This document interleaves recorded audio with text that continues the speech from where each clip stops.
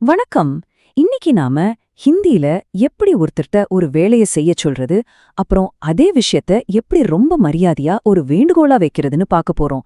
இது ரொம்ப சிம்பிளான, ஆனா ரொம்பவே முக்கியமான ஒரு விஷயம். வாங்க உடனே ஆரம்பிக்கலாம். யோசிச்சு பாருங்க, ஒருத்தர இங்க வான்னு அதிகாரமா சொல்றதுக்கும், கொஞ்சம் இங்க வரீங்களான்னு மென்மையா கேக்குறதுக்கும் எவ்ளோ வித்தியாசம் இருக்கு இல்லையா? ஹிந்திலயும் அப்படிதான். இந்த சின்ன சின்ன வார்த்தை மாற்றங்கள் தான் உங்க பேச்சோட மரியாதையே தீர்மானிக்கும். அது எப்படி சரியா பண்றதுன்னு தான் நாம இன்னைக்கு விளக்கமா பார்க்க போறோம். நாம இந்த முழு விஷயத்தையும் 4 பகுதியா பிரிச்சு கத்துக்க போறோம். முதல்ல பேசிக் கமெண்ட்ஸ் எப்படி குடுக்கறது. அடுத்து யார்கிட்ட பேசுறோமோ அதுக்கேத்த மாதிரி மரியாதை அளவை எப்படி தேர்ந்தெடுக்கிறது. அப்புறம் ஒரு சாதாரண கட்டளைய ஒரு அழகான வேண்டுகோளா மாத்துறது எப்படின்னு பாப்போம். கடைசியா இன்னும் இயல்பா ஒரு நேட்டிவ் ஸ்பீக்கர் மாதிரி பேசுறதுக்கு சில சூப்பர் டிப்ஸ் இருக்கு. சரி, வாங்க முதல் ஸ்டெப்ல இருந்து ஆரம்பிக்கலாம். இப்போ நம்ம நண்பர்கள் கிட்டயோ இல்ல நம்ம வயசுல இருக்கிறவங்க கிட்டயோ ரொம்ப இயல்பா பேசுறதுக்கு டும் அப்படிங்கிற வார்த்தையை யூஸ் பண்ணுவோம். இதுக்கு ஒரு ரொம்ப சிம்பிளான விதி இருக்கு. விதி என்னன்னா ரொம்ப சுலபம். எந்த ஒரு ஹிந்தி வினைச்சொல், அதாவது வேர்ப் எடுத்துக்கிட்டாலும் அது பெரும்பாலும் நால தான் முடியும். அந்த நாவை எடுத்துட்டு அதுக்கு பதிலா ஓங்கிற சவுண்ட சேர்த்தா போதும். உதாரணத்துக்கு ஆனா அப்படின்னா வருதல். இதுல நாவை எடுத்துட்டா ஆ மட்டும் இருக்கும். அதோட ஓ சேர்த்தா ஆவோ. அவ்வளவுதான், வான்னு அர்த்தம். சிம்பிள். இங்க இன்னும் சில உதாரணங்கள் இருக்கு பாருங்க.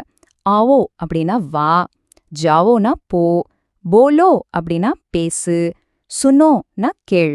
இது எல்லாமே நம்ம நண்பர்கள் வட்டாரத்துல ரொம்ப இயல்பா பயன்படுத்துற வார்த்தைகள். சரி, இப்ப நாம ஹிந்தி மொழியோட ஒரு ரொம்ப ரொம்ப முக்கியமான ஒரு பகுதிக்கு வந்திருக்கோம்.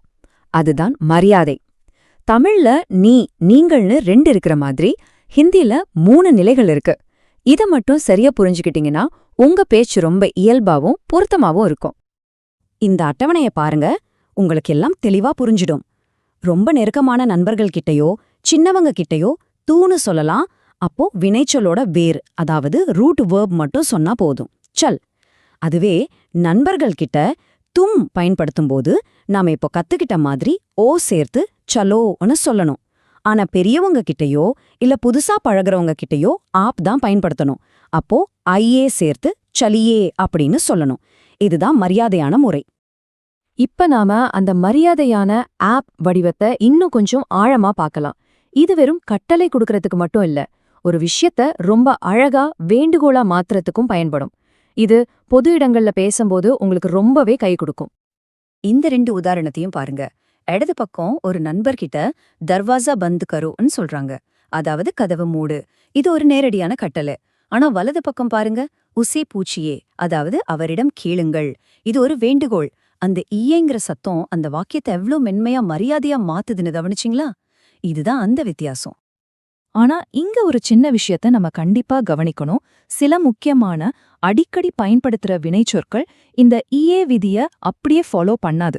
உதாரணத்துக்கு கர்ணா, அதாவது செய்தல், கரியே ஆகாம கீஜியேன்னு மாறும். அதே மாதிரி லேனா லீஜியே ஆகவும் தேனா டிஜியே ஆகவும் மாறும். இந்த 4-5 வார்த்தைகளை மட்டும் நம்ம தனியா ஞாபகம் வச்சுக்கிறது நல்லது. சரி, நாம இப்ப கடைசி பகுதிக்கு வந்துட்டோம். இது ஒரு போனஸ் ரவுண்ட் மாதிரி. ஹிந்தி இயல்பா பேசுறவங்க பயன்படுத்துற சில ரகசியங்கள். உங்க பேச்ச இன்னும் மென்மையாகவும் அன்பாகவும் மாத்துறதுக்கு சில சூப்பர் டிப்ஸ் இப்ப பார்க்கலாமா? நிறைய பேர் ஹிந்தி கத்துக்கும் போது செய்யற ஒரு பொதுவான தப்பு என்னன்னா, ப்ளீஸ்க்கு பதிலா கிருப்பையான சொல்லணும்னு நினைக்கிறது தான். ஆனா உண்மை என்னன்னா, அன்றாட பேச்சுல அந்த வார்த்தைய யாரும் அதிகமா பயன்படுத்துறதே இல்ல. அது ரொம்ப ஃபார்மலா இருக்கும். அதுக்கு பதிலா மரியாதைய காட்ட அவங்க வேற சில வழிகளை பயன்படுத்துறாங்க. அது என்னன்னு பார்க்கலாமா? முதல் ப்ரோ டிப், ஜராங்கிற வார்த்தைய சேர்ப்பது. இதுக்கு அர்த்தம் கொஞ்சம். உங்க வேண்டுகோளுக்கு முன்னாடி இந்த ஒரு வார்த்தைய சேர்க்கும்போது அது ரொம்ப மென்மையா மாறிடும். இப்ப சுனியேன்னா கேளுங்கள். ஆனா அதுவே ஜரா சுனியன்னு சொன்னா கொஞ்சம் கேளுங்களேன். பாருங்க எவ்ளோ அழகா அன்பா இருக்கு. அடுத்த சூப்பரான டிப், வினைச்சொல்லோட கடைசில நாவ சேர்க்கறது. இது உங்க வேண்டுகோள்ல ஒரு உரிமையும் ஒரு சின்ன அன்பான வற்புறுத்தலையும் சேர்க்கும். ஒரு நண்பரை வீட்டுக்குள்ள கூப்பிடும்போது ஆயேன்னு சொல்றதுக்கும் ஆயேனா அப்படின்னு சொல்றதுக்கும் நிறைய வித்தியாசம் இருக்கு. 2வது கேட்கறதுக்கு ரொம்ப பாசமா இருக்கு இல்லையா? இங்க பாருங்க, ஒரே வார்த்தை தான், ஆனா நாம எப்படி அதோட மென்மையையும் மரியாதையையும் அதிகப்படுத்திக்கிட்டே போறோன்னு. சுனியே அப்படிங்கிறது ஒரு மரியாதையான வேண்டுகோள். அதோட ஜரா சேர்க்கும்போது ஜரா சுனியே அன்னு இன்னும் மென்மையா மாறுது. கடைசியா நான் சேர்க்கும்போது சுனியேனா அப்படின்னு ரொம்ப உரிமையாவும் அன்பாவும் மாறுது. இதுதான் பேச்சோட அழகு. அப்போ நாம இன்னைக்கு கத்துக்கிட்ட எல்லாத்தையும் இந்த 3 படிகள்ல சுருக்கிடலாம்.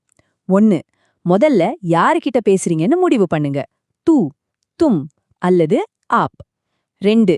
அந்த தேர்வுக்கு ஏத்த மாதிரி சரியான வினைச்சொல் முடிவ போடுங்க. வேர், ஓ அல்லது இயே. 3. உங்க பேச்சை இன்னும் மென்மையாக்கணுமா, அப்போ ஜரா அல்லது நாவ சேர்த்துடுங்க. அவ்ளோதான், இங்க தயார். சரி, இப்போ உங்க முறை. நீங்க ஹிந்தில முதலா ஒருத்தர்கிட்ட என்ன வேண்டுகோள் வைக்க போறீங்க? ஒரு கப் டீ கேட்க போறீங்களா, இல்ல வழி கேட்க போறீங்களா? நீங்க கத்துக்கிட்டத வச்சு யோசிச்சு பாருங்க. தொடர்ந்து பயிற்சி பண்ணுங்க. உங்க மொழி பயணம் ரொம்ப சிறப்பா அமைய என்னோட வாழ்த்துக்கள்.